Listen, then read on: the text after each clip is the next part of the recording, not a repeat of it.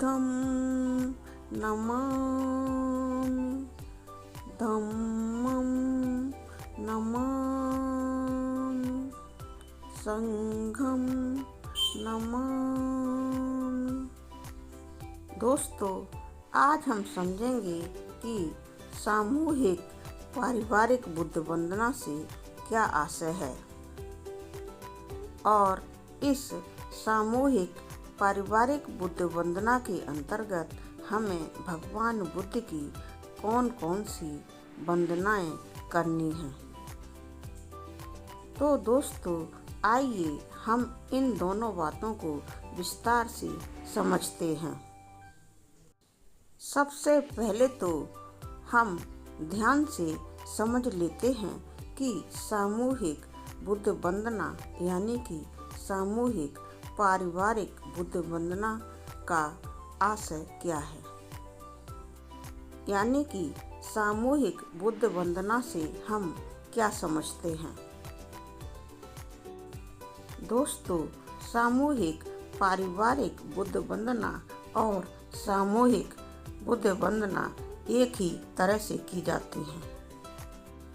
अंतर केवल इतना है कि सामूहिक बुद्ध वंदना हम कहीं पर भी यानी कि बुद्ध विहार या किसी भी देशना के कार्यक्रम में कर सकते हैं, लेकिन सामूहिक पारिवारिक बुद्ध वंदना हम अपने घर पर अपने परिवार के सदस्यों के साथ करेंगे।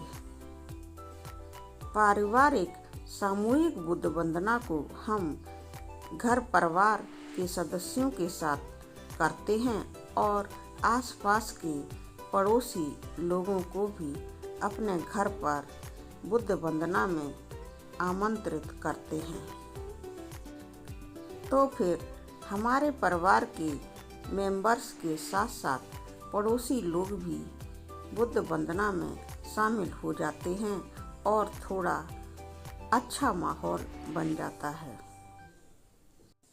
अब दोस्तों, सामूहिक बुद्ध वंदना अपने घर पर इस तरह से करें कि घर के सभी सदस्यों के साथ बैठकर भगवान बुद्ध की मूर्ति के सामने आप भगवान बुद्ध की 3 वंदनाएं करें। ये भगवान बुद्ध की 3 वंदना कौन कौन सी हैं, आइए मैं आपको बताती हूँ। सबसे पहले भगवान बुद्ध की यह वंदना करें। दोस्तों, वंदना नंबर 1 मैं आपको बता रही हूँ। नमो तस्से भगवतो अरहतो सम्मा संबुद्धस्से। नमो तस्से भगवतो अरहतो सम्मा संबुद्धस्से। नमो तस्से भगवतो अरहतो सम्मा संबुद्धस्से। अब दोस्तों, यह वंदना सर्वप्रथम भगवान बुद्ध के लिए करनी है, लेकिन आपने सुना है कि यह वंदना 1 लाइन ही होती है, लेकिन 3 बार गाई जाती है। एक जैसी समान शब्दों में 3 लाइनें होने की वजह से तीनों लाइनों का अर्थ पृथक नहीं है, बल्कि एक ही अर्थ है। आइए मैं इनका अर्थ आपको बता देती हूँ। मैं अपने भगवान अरहत सम्यक संबुद्ध को नमस्कार करती हूँ या करता हूँ। बस दोस्तों, हिंदी में यही अर्थ इन तीनों लाइनों का है। अब दोस्तों, बारी आती है भगवान बुद्ध की दूसरी वंदना की, और भगवान बुद्ध की यह दूसरी वंदना गाते समय आप त्रिशरण वंदना गाएंगे। आइए मैं आपको यह त्रिशरण वंदना भी गाकर बता देती हूँ, जो कि इस प्रकार से है। बुद्धं शरणं गच्छामि, धम्मं शरणं गच्छामि, संघं शरणं गच्छामि। दोस्तों, अब इसी वंदना को हम दूसरी बार भी गाएंगे, जो इस तरह से हमें गानी है। द्वितीयम्पि बुद्धं शरणं गच्छामि, धम्मं शरणं गच्छामि, संघं शरणं गच्छामि। अब दोस्तों, इन्हीं वंदना के शब्दों को हमें तीसरी बार भी गाना है। वंदना के इन शब्दों को भी मैं गाकर आपको बताती हूँ, जो कि इस प्रकार से हैं। तृतीयम्पि बुद्धं शरणं गच्छामि, तृतीयम्पि धम्मं शरणं गच्छामि, तृतीयम्पि संघं शरणं गच्छामि। देखिए दोस्तों, जैसा कि आप लोगों को मालूम है, भगवान बुद्ध की यह त्रिशरण वंदना एक तरह के ही शब्दों में 3 बार गाई गई है। अतः इनका अर्थ भी बिल्कुल एक तरह का ही है, जो कि मैं आपको बताने जा रही हूँ। ध्यान से समझिए। मैं बुद्ध की शरण में जाती हूँ या जाता हूँ। मैं धम्म की शरण में जाती हूँ या जाता हूँ। मैं संघ की शरण में जाती हूँ या जाता हूँ। अब दोस्तों, इन्हीं शब्दों को दूसरी बार भी बोला गया है, इसलिए दूसरी बार बोले हुए शब्दों का अर्थ कुछ इस प्रकार से है। आप इन शब्दों को भी ध्यान से सुनें और समझें। दूसरी बार मैं भगवान बुद्ध की शरण में जाती हूँ या जाता हूँ। दूसरी बार मैं धम्म की शरण में जाती हूँ या जाता हूँ। दूसरी बार मैं संघ की शरण में जाती हूँ या जाता हूँ। अब दोस्तों, जैसा कि आपने पहले देखा है कि यही लाइनें तीसरी बार भी गाई गई हैं, जिनका अर्थ इस प्रकार से है, मैं आपको बताने जा रही हूँ।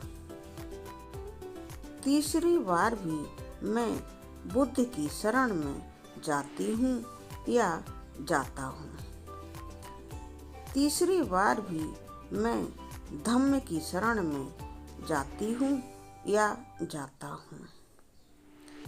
तीसरी बार भी मैं संघ की शरण में जाती हूँ या जाता हूँ। अब दोस्तों, सामूहिक वंदना या फिर सामूहिक पारिवारिक बुद्ध वंदना करते समय आपकी ये 2 बुद्ध वंदनाएं पूरी हो गई जो अभी अभी मैंने आपको बताई हैं, और इनका अर्थ भी मैंने आपको समझाया है। आशा है कि आपको ये भगवान बुद्ध की वंदनाएं एवं इनका अर्थ अच्छे से समझ में आ गया होगा।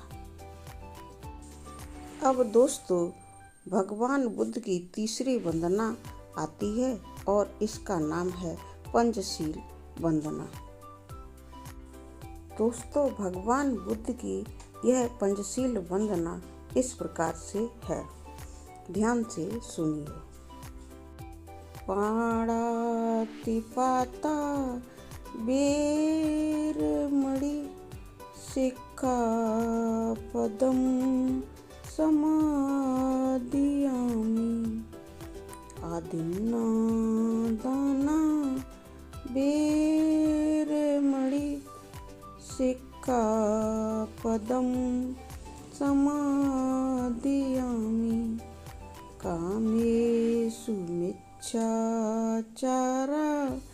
वेरमणि सिक्खापदं समादियामि मुसावादा वेरमणि सिक्खापदं समादियामि सुरामेरयमज्जपमादठाणा वेरमणि सिक्खापदं समादियामि।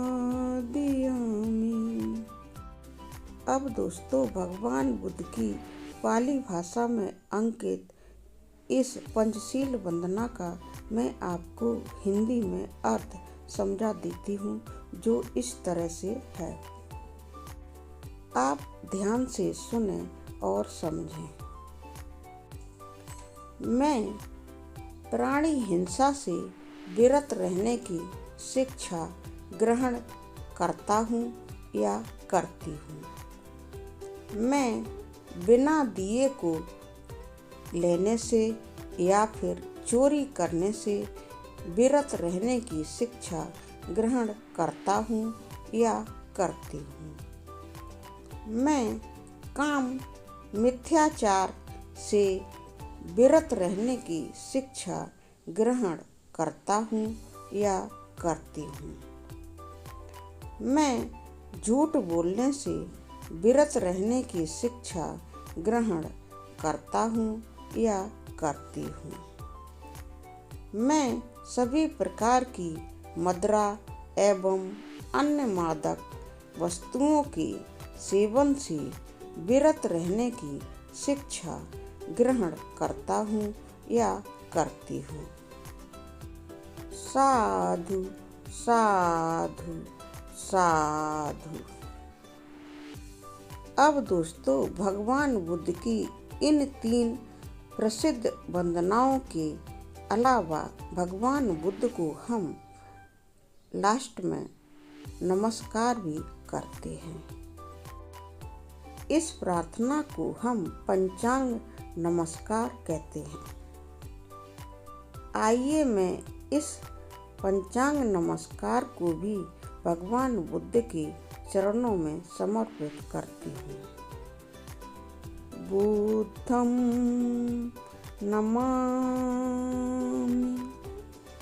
धम्मं नमामि,